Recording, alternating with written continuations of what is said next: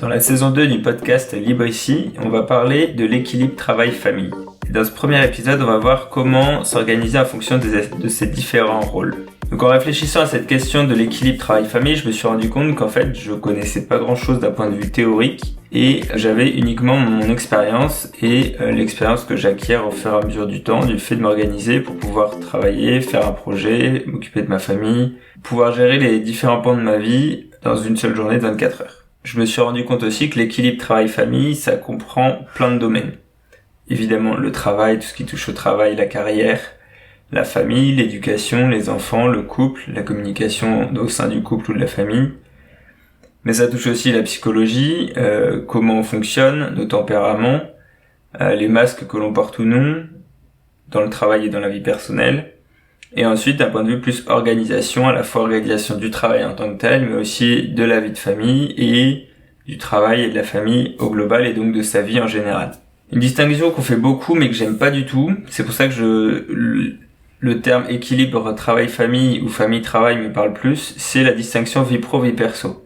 Parce que pour moi, on n'a qu'une seule vie, dans laquelle il y a un travail, il y a une famille, il y a des amis, il y a des engagements, il y a du sport, il y a tout un tas de choses. Mais on n'a pas une vie famille, une vie personnelle, une vie professionnelle, une vie... Pour moi, tout est lié, tout est interconnecté. C'est pour ça que on va voir un peu plus loin dans cet épisode comment s'organiser en fonction de ces rôles, donc en fonction des rôles qui correspondent à ces différents pans de notre vie.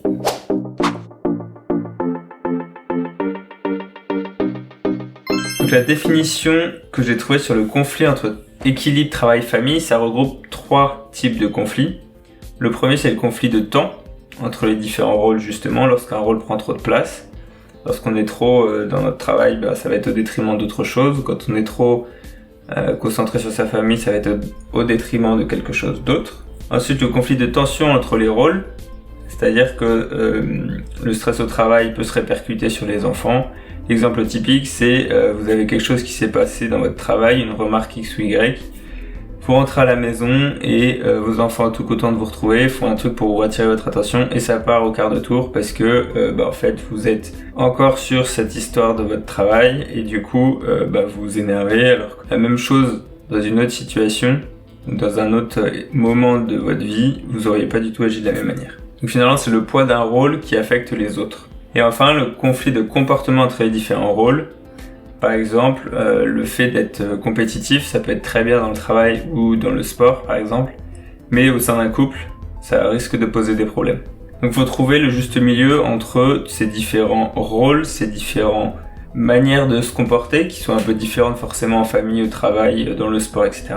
Et donc on va voir ces différents sujets, ces différents conflits au fil de la saison 2 du podcast. Mais là, pour commencer, on va se concentrer uniquement sur une manière de s'organiser qui consiste à organiser sa semaine en fonction des rôles que l'on peut avoir.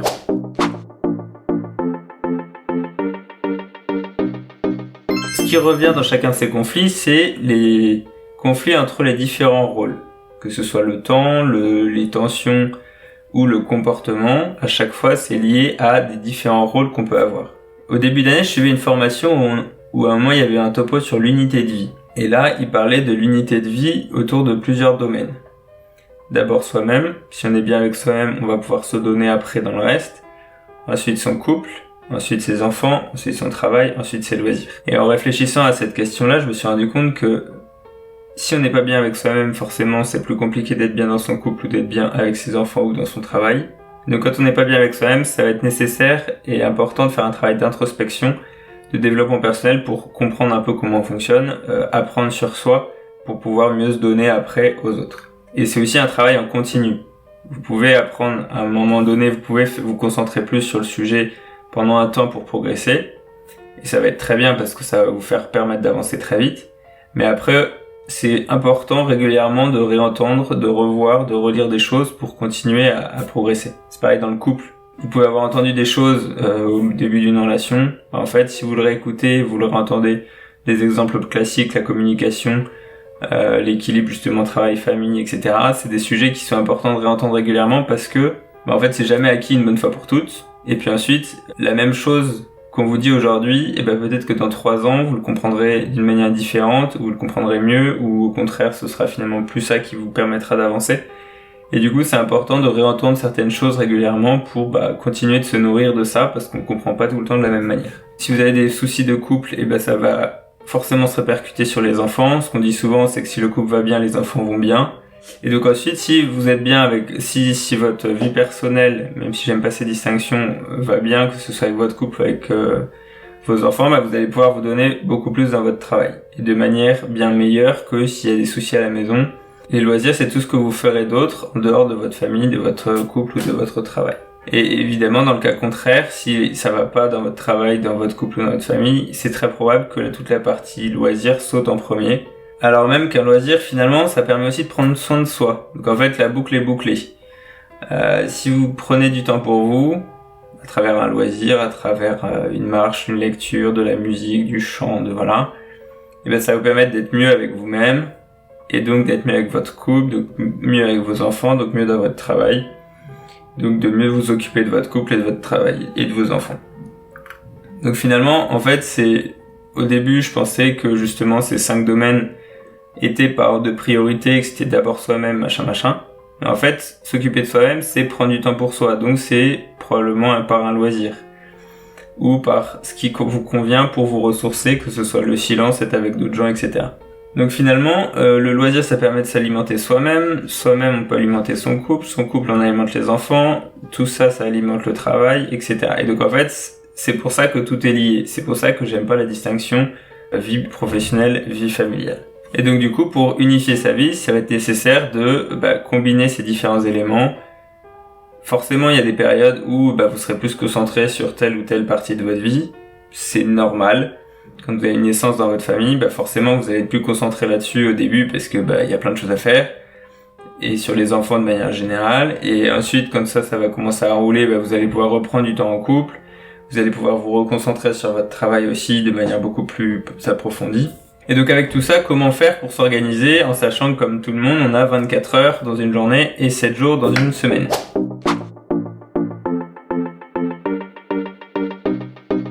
Donc déjà, sans organisation, pour moi, c'est impossible d'arriver à gérer tout ce qu'on peut vouloir faire, que ce soit famille, travail, projet, etc., sport, etc. Sans une organisation, c'est impossible de pouvoir concilier autant de choses. Ça, c'est la première chose. Et la deuxième chose, c'est qu'une organisation, le but, c'est de se contraindre, mais c'est pas de se mettre dans des cases pour se dire je suis là et je dois faire ça. Moi, les fois où j'ai organisé tout au millimètre près dans un emploi du temps, c'était beaucoup plus compliqué après à appliquer. À l'inverse, si je me note, aujourd'hui je dois avoir fait ça, sans forcément planifier à la minute près des créneaux, et du coup je vais y arriver plus facilement. S'organiser permet, dans une semaine et dans une journée, de travailler sur ce qui est important pour vous à un instant donné. Et on peut parler d'un système d'organisation pour permettre d'être un bon parent, un bon conjoint, un bon ce que vous voulez, un bon sportif, un bon travailleur, un bon entrepreneur, un bon... Voilà, le rôle que vous avez, il faut le noter. Donc les deux problèmes que je vois quand on n'a pas d'organisation, c'est que le premier, quand on s'organise pas, en tout cas moi personnellement c'est comme ça que ça fonctionne, quand je m'organise pas, je finis par faire les trucs qui arrivent au fur et à mesure. Donc c'est peut-être des choses nécessaires et qui ont besoin d'être faites, mais c'est probablement pas les choses sur lesquelles j'aurais choisi de travailler si je m'étais organisé. Parce que c'est ce qui arrive au fur et à mesure, donc c'est des choses certes peut-être très bien, mais que je n'aurais pas prévu, et donc du coup ça veut dire que à la fin de la journée, si je passe ma journée à faire ça, l'exemple typique c'est traiter ses mails, et en fait à la fin de la journée j'aurais certes traité plein de mails, mais j'aurais pas avancé sur ce qui compte vraiment. Et donc on peut sentir un peu une insatisfaction de sa journée, pas parce qu'on n'a rien fait, mais parce qu'on a fait des choses qui n'étaient pas forcément importantes. Et la deuxième point, c'est que la nature a horreur du vide. Donc si vous prévoyez rien, il y a des choses qui vont se mettre dessus. Et si vous avez rien à faire, vous allez procrastiner, vous allez regarder des vidéos, vous allez perdre votre temps sur internet, et c'est très facile de le faire. Mais du coup, c'est important de s'organiser pour avoir le temps de faire tout ce que vous avez à faire en fonction de vos rôles, comme on le verra par la suite. Donc, vous connaissez peut-être la loi de Parkinson, qui stipule que le temps nécessaire pour accomplir une tâche tend à s'étendre pour correspondre au temps disponible, même si cela signifie gaspiller du temps. Si vous planifiez une semaine pour vous faire un dîner, et ben vous allez faire des toutes petites choses par-ci par-là quand vous avez le temps, voilà. À l'inverse, si vous vous concentrez dessus, en fait, ça va être droit au but. Vous allez commencer, vous prévoyez un temps nécessaire pour le faire, et poum, terminé, c'est fini, c'est fait, et on passe à autre chose. Et l'autre chose, c'est qu'on peut pas prendre du recul pour savoir si ce qu'on a fait à un instant donné nous permet de nous rapprocher ou non d'un objectif qu'on aurait. Et ça, c'est plus problématique, parce que si vous orientez pas les actions que vous faites vers un objectif, ou vers une destination que vous voulez atteindre, en fait, vous travaillez, oui, c'est bien, mais probablement pas sur ce qui est réellement important pour vous. Par exemple, vous avez un travail, une famille et un couple. Donc ça vous fait déjà 3 rôles. Celui de salarié ou d'entrepreneur, celui de mari ou femme, et celui de père ou mère de famille. Ça fait déjà 3 rôles. Lequel est le plus important et à quel moment? Si vous voulez savoir sur lequel vous concentrez à un instant donné, c'est important de planifier et de vous organiser en conséquence. Sinon, vous aurez les problèmes qu'on a vus précédemment et vous aurez l'impression de ne pas avancer alors même que vous faites des choses. Et l'autre bénéfice de cette organisation-là, c'est que du coup, à la fin de la journée, vous saurez que vous avez avancé sur ce qui était important et vous aurez un sentiment d'accomplissement parce que vous aurez travaillé sur ce qui était important à un instant donné. Maintenant, concrètement, comment on fait ?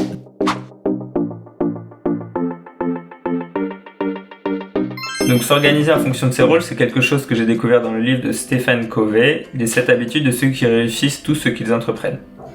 L'idée, c'est assez simple, c'est de réfléchir à vos différents domaines de vie. Donc j'ai mentionné plusieurs fois déjà des exemples, mais être père ou mère de famille, être salarié, entrepreneur, tout ce qui concerne votre travail, ce qui peut concerner un autre projet à côté, associatif, sportif, etc. De noter vos différents rôles et ensuite de voir qu'est-ce que vous avez besoin de faire sur une durée d'une semaine pour que sur chacun de ces rôles vous avanciez. Donc on va développer après la méthode. Mais l'idée c'est ça, c'est de voir qu'est-ce qui est important, qu'est-ce que vous voulez atteindre dans chacun de ces rôles-là et ensuite de vous organiser pour avoir un temps pour chaque chose et savoir que vous avez du coup le temps de travailler sur ces différents rôles. Parce que si vous les avez, c'est qu'il y a eu forcément une importance pour vous. Donc après, il y en a peut-être qui sont plus importants que d'autres. Donc ça, c'est une bonne chose aussi à voir. Et ça va vous permettre surtout de voir que vous arrivez à travailler sur chacun de ces rôles dans une semaine. Le fait de s'organiser en fonction de ces rôles, ça permet à la fois de savoir ce qu'il y a à faire, mais aussi de vous concentrer sur vos relations. Parce que en tant que père ou mère de famille, forcément, il y a plein de choses à faire dans une maison, ça c'est sûr. Mais c'est aussi très important de prendre du temps avec ses enfants, par exemple. Donc c'est pareil, dans un travail, vous pouvez avoir 10 milliards de trucs à faire, mais c'est important d'avoir du temps aussi que vous passez à échanger et à discuter avec les gens. Donc je dis qu'il faut s'organiser, mais il faut aussi s'organiser pour se concentrer sur ses relations. Et dans chacun de nos rôles, on est en relation avec d'autres, que ce soit dans votre couple, dans votre famille, dans votre travail, dans le sport, dans un engagement associatif, on est en relation avec d'autres personnes, que ce soit des clients, des collègues, des clients, des collègues. Et donc l'idée est donc de s'organiser dans une semaine en fonction des relations qui sont importantes pour vous, pour tout simplement entretenir ces relations et travailler sur les tâches et les projets qui sont en relation avec ça. Les 3 avantages de cette méthode, c'est que ça vous évitera de négliger des parts importantes de votre vie. Si vous savez que tel moment, tel jour, telle heure, vous pouvez passer du temps avec votre famille, c'est important de le faire parce que après c'est plus le moment. Et si c'est quelque chose d'important pour vous, vaut mieux saisir l'occasion parce qu'après ça passe et c'est passé. Le deuxième point, c'est que ça vous permet d'équilibrer votre vie. Du fait de savoir que dans la semaine, vous aurez du temps avec vos enfants, du temps avec votre conjoint, du temps pour votre travail, du temps pour faire du sport, etc. Et ça permet d'équilibrer votre vie. Et de savoir qu'à un instant donné où vous êtes censé travailler ou être censé vous occuper de vos enfants, vous culpabiliserez pas non plus de faire ça parce que vous avez prévu des moments pour faire les autres choses que vous avez à faire. Et le troisième point, c'est que vous vous sentirez plus épanoui, plus satisfait de votre vie de manière générale parce que vous travaillerez sur les différents domaines importants pour vous dans votre vie. Et ces différents domaines, je l'ai déjà mentionné, mais ça va évoluer. Il y a des périodes où vous êtes plus concentré sur votre famille, d'autres vous êtes plus concentré sur votre travail. Et c'est très bien, ça se module en fonction des périodes de l'année, en fonction de ce que vous avez à faire, de votre âge, de votre situation familiale, etc.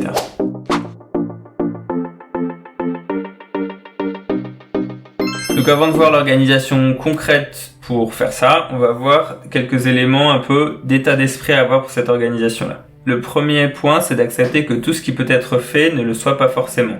C'est-à-dire, vous allez donc organiser toute votre semaine, vous avez une période de travail, vous savez qu'à telle heure il y a vos enfants qui arrivent, à ce moment-là, si vous avez besoin de finir un truc rapidement et que vous pouvez le faire, faites-le. Mais si vous n'avez pas fini toutes les choses qui sont potentiellement faisables pour votre travail, ou à l'inverse dans l'autre sens, ou pour votre famille vous n'avez pas tout fini mais c'est le moment d'aller travailler, arrêtez-vous parce que vous y reviendrez après. Ça paraît évident, mais en fait, se concentrer sur ce que vous pouvez agir à un instant donné.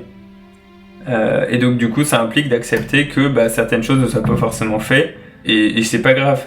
La seule chose, c'est de le noter peut-être et d'y revenir après. Le deuxième point, c'est trouver sa source de motivation.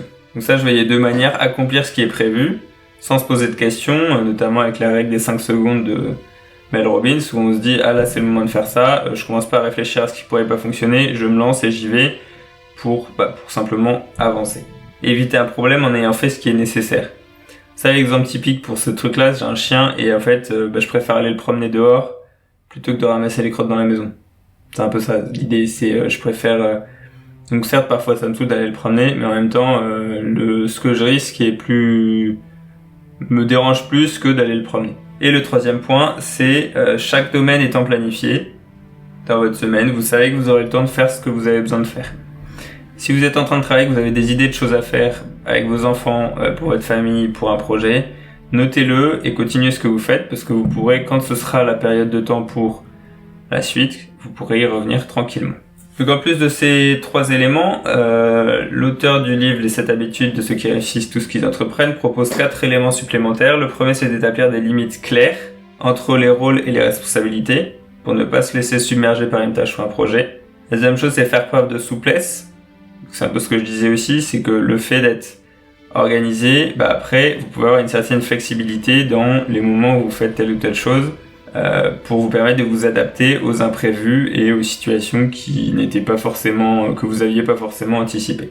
Et ensuite, consacrer du temps de qualité à chaque rôle. Dans le sens, consacrer du temps de qualité pour chaque relation, pour entretenir les relations avec les personnes que vous côtoyez pour les différents rôles. Donc comme je le disais au début, prendre soin de soi, c'est peut-être la base de tout le reste. Si on n'est pas bien avec soi-même, si on est fatigué, si on est stressé, si on n'arrive pas à se prendre 5 minutes pour souffler, en fait, on va pas être capable de se donner dans les autres secteurs, dans les autres rôles. Et donc c'est important de trouver qu'est-ce qui vous permet de vous ressourcer. Je sais que ma femme, ce qui la ressource, c'est de voir des amis et discuter. Moi, ce qui me ressource, c'est d'être plutôt tout seul, ou de me promener, ou d'être dehors, de bouger un peu, mais pas forcément d'être à discuter avec plein de gens. Et ça, c'est important d'en avoir conscience, parce que ça permet après, quand on arrive à une limite, on sait on sait de quoi on a besoin, et on sait que c'est nécessaire pour être mieux après dans les différents rôles. Donc maintenant, comment faire ça concrètement? Donc déjà, tous ces éléments d'état d'esprit sont importants à avoir en tête pour qu'on puisse ensuite faire le concret de l'organisation par rôle. Donc la première chose, c'est de prendre conscience, c'est encore un élément psychologique, j'aurais pu le mettre dans la partie d'avant, mais prendre conscience qu'on est responsable de ce qu'on fait. Responsable de ce que je fais, et c'est-à-dire reconnaître qu'on est responsable de nos choix, de notre vie, de nos erreurs, de nos succès, et accepter en fait la responsabilité de ce qu'on vit et de ce qu'on fait. Parce que tant qu'on donne cette responsabilité à d'autres, que ce soit vos enfants, votre conjoint, votre entreprise, la société, le monde, le machin, le truc, en fait, on s'enlève tout le pouvoir, toute la puissance, si on peut dire, d'agir sur une situation. On s'enlève la capacité d'agir sur une situation en remettant ça sur la faute de X, de tout le monde, de tout le monde et personne finalement. Et reconnaître qu'on est responsable de ce qu'on fait, en fait, ça vous donne les clés pour agir et pour changer les situations qui ont besoin de l'être, ou vous améliorer. Et en fait, on peut améliorer que soi-même, donc autant se concentrer là-dessus plutôt que de se dire que c'est la terre entière qui a tort et moi qui ai raison. Le deuxième point, c'est de prendre conscience de ces différents rôles. Par exemple, parents, conjoints, amis, collègues, membres d'une communauté ou d'un club de sport, par exemple. On peut être frère, sœur, fils, fille. Tout ça, c'est des rôles qu'on peut avoir. Après, ils vont être plus ou moins importants pour vous. Vous allez plus ou moins les développer ou non. Ça, c'est un choix que vous allez faire. Donc, dressez la liste des différents rôles que vous avez. Ayez une vision claire de ce que vous voulez accomplir dans chacun de ces rôles. Qu'est-ce que, pour chaque rôle, vous voulez accomplir? Par exemple, en tant que parent, je pense, il y en a beaucoup qui veulent être des bons parents. Pour ça, il n'y a pas 10 000 manières de faire. Il faut passer du temps avec ses enfants. Pour être un sportif, pareil, il n'y a pas 10 000 manières de faire. Il faut faire du sport. Et donc, se fixer des objectifs pour chacun de ces rôles, qui sont objectifs spécifiques, mesurables, pour qu'on puisse savoir où est-ce qu'on en est et si on avance ou pas, la direction dans laquelle on est. Hiérarchiser l'importance de ces différents rôles, parce que peut-être qu'à un instant donné, ça va être plus important votre rôle de père ou votre rôle de salarié ou d'entrepreneur qu'un autre rôle, et c'est très bien. Il n'y a pas de rôle mauvais, il n'y a pas de moment dans la vie où c'est pas bien, c'est juste que c'est comme ça. Il y a un instant donné où vous êtes plus concentré sur votre carrière, et c'est très bien. D'autres moments où vous serez plus concentré sur votre couple, sur vos enfants, sur voilà, et c'est très bien. Il faut être ok avec ça, et c'est un peu le point que je disais avant, c'est que quand vous êtes concentré sur telle chose, le fait d'avoir quand même prévu des moments où vous allez pouvoir être en relation avec les autres rôles, ça va équilibrer les choses, même s'il y en a un qui peut être un peu dominant de temps en temps. Et ensuite, définir les actions clés associées à chaque rôle. Qu'est-ce qui est important? Qu'est-ce que vous avez besoin de faire pour tel et tel rôle, pour que ce soit au global sur la semaine équilibré, que vous ayez eu le temps de passer du temps avec vos enfants, ou de temps de faire tout ce que vous avez à faire pour votre travail, par exemple. Et ça, c'est important parce que comme ça, vous avez une semaine équilibrée, vous savez que ce que vous avez prévu de faire, vous aurez le temps de le faire, et vous culpabilisez pas aussi parce que vous êtes concentré sur votre travail alors que c'est pas le moment, etc., etc. Et ensuite, vous allez pouvoir constituer un emploi du temps hebdomadaire avec ça, en plaçant un peu, moi j'aime bien placer des gros blocs de temps pour les différents rôles. Par exemple, je travaille de 9h à 18h, 18h30, et je sais qu'après le travail, mes enfants rentrent, là, ça sert à rien d'essayer de continuer à travailler, ou de lire, ou de faire un truc pour moi, parce que c'est le moment où les enfants sont là, ils rentrent de l'école, de la crèche, voilà, tout le monde est un peu sur les nerfs, à faim, et donc en fait, il n'y a rien d'autre à faire que se concentrer là-dessus. Sinon, c'est la guerre et la maison est retournée en 3 minutes. Et donc, pour mettre en place tout ça, ça va demander un peu de temps de réflexion au début, mais une fois que vous aurez réfléchi aux points importants, à vos rôles et à ce qui est important pour vous, vous allez pouvoir plus facilement et plus rapidement organiser votre semaine.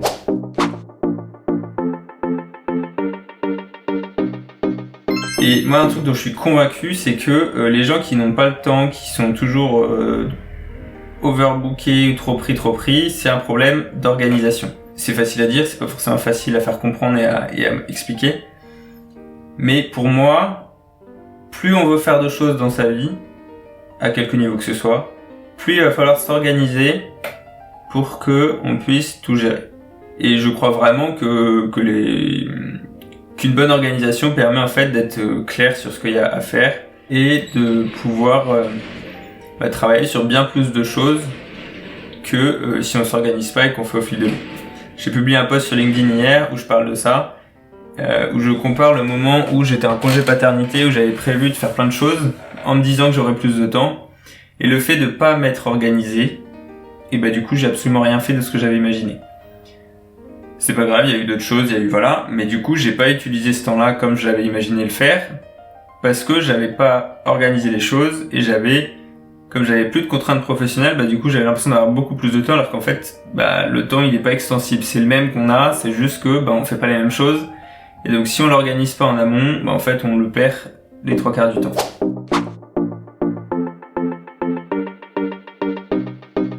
Donc avec cette organisation, vous allez pouvoir avoir une semaine du coup où vous allez travailler et avancer sur vos différents objectifs pour vos différents rôles. Vous aurez prévu du temps pour faire chaque chose. Donc quand vous êtes concentré sur quelque chose, vous pourrez noter les idées que vous avez pour les autres, mais rester concentré dessus. Et quand vous passez à un autre rôle, vous pouvez faire les choses au fur et à mesure. À toute cette organisation-là, faut pas qu'elle soit rigide, je l'ai dit déjà 2 fois je crois.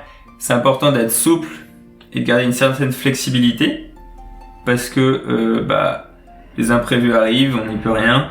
Et donc le fait de rester flexible, ça permet de remodeler les blocs. C'est un peu ce que je disais au début, où quand je fais des gros blocs, quand j'organise les tâches à la demi-heure près ou machin, très souvent ça marche pas parce que déjà ça me stresse. Et puis ensuite, je trouve qu'il y a plus ce côté un peu spontané où bah voilà, là c'est le moment où je suis sur tel rôle, qu'est-ce que j'ai à faire, c'est ça ma priorité, donc je le fais, etc. Et donc le fait d'être un peu plus souple, moi ça m'aide en fait à travailler plus et mieux. Donc une fois cette organisation là faite, ce qui va être compliqué maintenant, c'est de passer à l'action. Et en même temps, si vous faites une organisation sans passer à l'action, ça ne sert à rien. Vous aurez, j'espère, envie de tester ce mode de fonctionnement.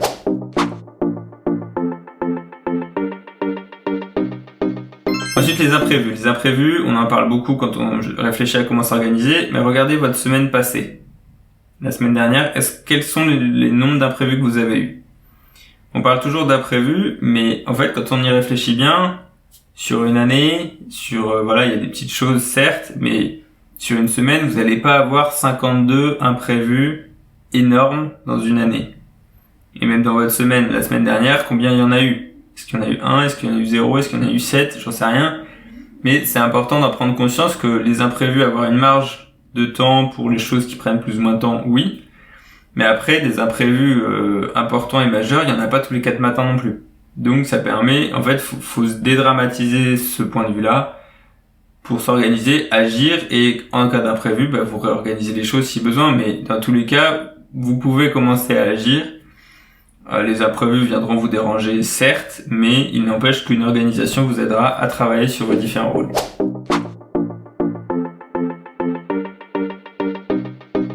Et l'autre chose, c'est que cette organisation vous permettra aussi de travailler sur vos différents rôles et donc sur vos différentes relations et donc d'améliorer votre vie de manière globale tout en l'équilibrant de manière convenable.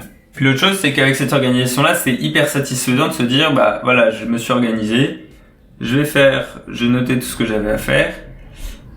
Mais en fait, c'est hyper satisfaisant de savoir que bah sur une semaine, je vais avoir le temps d'être avec ma femme ou mon mari, d'être avec mes enfants, de travailler sur mon travail, sur mes projets, etc. Et donc en fait, avant même de commencer, c'est satisfaisant de se dire bah voilà, j'ai fait un peu le planning, j'ai fait mon planning, je vais avoir le temps de travailler sur tout ça. Et personnellement, entre maintenant et il y a 4-5 ans où je faisais pas ça, bah en fait, je fais beaucoup plus de choses aujourd'hui. Et si je voyais le mois d'il y a 5 ans, il perdait beaucoup de temps, je pense. Et l'autre chose, c'est que, donc ça c'est en début de semaine, et à la fin de la semaine, si vous avez pu travailler sur vos différents rôles, bah vous êtes satisfait aussi de ce que vous avez fait, parce que vous avez eu une semaine équilibrée entre vos différents rôles et vos différents objectifs. Donc si vous avez besoin d'être accompagné pour vous organiser de cette manière-là, je vais très bientôt proposer des séances de coaching sur le sujet, sur l'équilibre travail-famille, et le sens du travail en fonction de la problématique que vous pouvez rencontrer. Abonnez-vous pour recevoir toutes les infos à ce sujet et comme ça vous raterez pas le lancement de ces coachings. Donc pour commencer tout de suite votre organisation par rôle, réfléchissez aux différents rôles que vous avez et notez-les pour que vous puissiez ensuite réfléchir à la suite pour les objectifs. Merci pour votre temps, merci d'avoir écouté cet épisode, bonne journée et à bientôt.